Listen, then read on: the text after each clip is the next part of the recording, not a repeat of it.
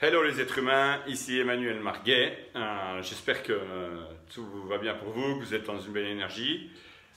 Aujourd'hui, on va parler de comment se remettre d'un chagrin d'amour avec sa cousine ou son cousin.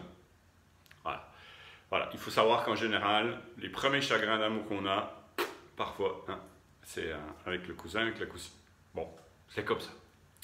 Alors, trêve de plaisanterie, c'est un sujet qui est quand même assez sensible et en général on morfle.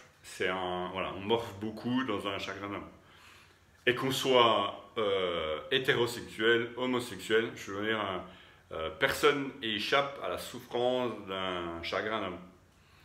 Alors, moi j'ai on va dire une petite méthode à suivre lors d'un chagrin d'amour. La première clé, c'est de dire de s'autoriser à cracher. C'est normal. Parce que on a, à l'inverse, quand on tombe amoureux, à l'intérieur de nous, il va se passer ce qu'on appelle, on va prendre une dose d'hormones. Donc, dose, c'est un D-O-S-E, donc dopamine, ocytocine, sérotonine, endorphine. Les quatre arrivent dans votre corps le jour où vous tombez amoureux, que ce soit d'un boulot, d'une femme ou d'un homme, et peu importe, et donc d'un club de foot. Et là, il y a ce qu'on appelle la dose de tous les hormones, de ces quatre hormones-là, qui vont interagir dans votre corps. Et donc ça, vous allez devenir drogué à ça. Et par contre, à l'inverse, le jour où vous prenez un chagrin d'amour, on va dire physiquement, hormonalement, il vous manque ces quatre hormones et vous êtes comme un héroïnomane ou héroïno-woman. Vous avez des spasmes, vous avez des manques et c'est un truc de fou parce que vous n'avez plus ces quatre hormones qui viennent vous droguer au plaisir.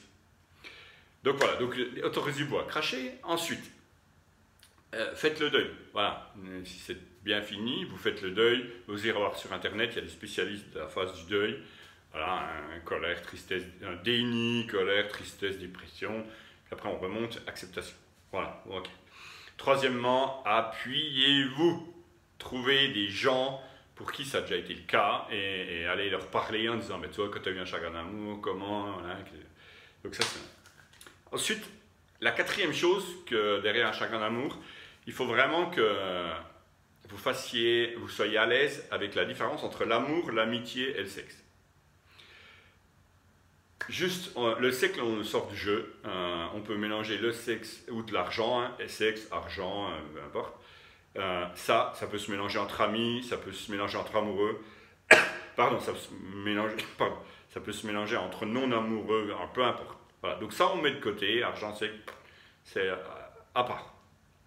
Et la grosse différence entre l'amour et l'amitié, c'est la réciprocité. Je ne peux pas être ami avec vous si vous ne voulez pas être ami avec moi. Tant pis. Par contre, je peux être amoureux de vous et vous n'êtes pas amoureux de moi et tout va bien. Donc sachez que si on lâchait un peu la pression par rapport à ça, vous avez le droit d'être amoureux de plein de monde. Et c'est comme ça. Et s'il n'y a pas réciprocité, ma foi, il n'y a pas réciprocité, et tout va bien. Donc, c'est très très important de mettre de l'ordre dans votre cerveau sur j'ai le droit d'être amoureux et s'il n'y a pas l'inverse, c'est pas grave. Et pour être ami, par contre, c'est obligé. Vous ne pouvez pas être ami avec quelqu'un s'il n'y a pas réciprocité. Point. Une fois que vous avez mis de l'ordre là-dedans, vous verrez qu'au niveau de votre chagrin d'amour, ça va beaucoup mieux. Ensuite, le cinquième point que je voulais aborder, c'était l'amour propre. Très souvent, quand on a un gros chagrin d'amour, c'est qu'il y a un manque d'amour propre. Donc, le but, voilà, c'est d'aller voir en disant, tiens, si je suis en chagrin d'amour, c'est qu'il y a aussi un problème d'amour propre. Voilà. Donc, mon but, c'est aussi de vous dire, voilà, la sixième clé, c'est ce qu'on appelle au-dessus de l'acceptation, quand vous avez fait la phase de deuil, au-dessus de l'acceptation, en disant, bon, c'est comme ça, il ne veut plus ou elle ne m'aime plus, tout va bien, si j'ai accepté, c'est une belle phase déjà, bravo. Par contre, il y a aussi la phase de la transformation.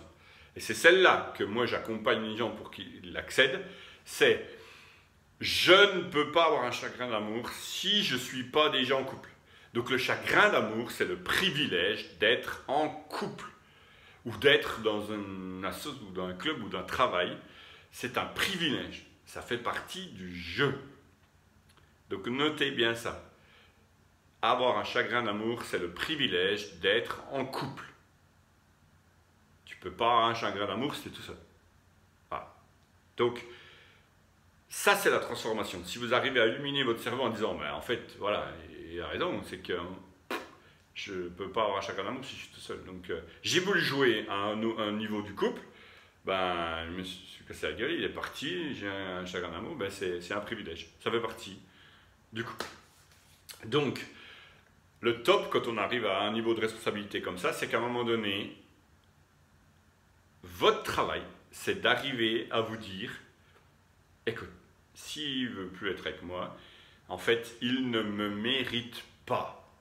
S'il n'a pas vu la putain de personne que j'étais, il ne me mérite pas. Vous pouvez le marquer en gros partout, il ne me mérite pas, ou elle ne me mérite pas. Je suis trop important, je m'aime trop pour aller souffrir de l'absence de l'autre. Donc je remplis mon réservoir d'amour, je remplis ma coupe d'amour à l'intérieur de moi, et après j'arrive à un haut niveau de conscience en disant il ou elle ne me mérite pas.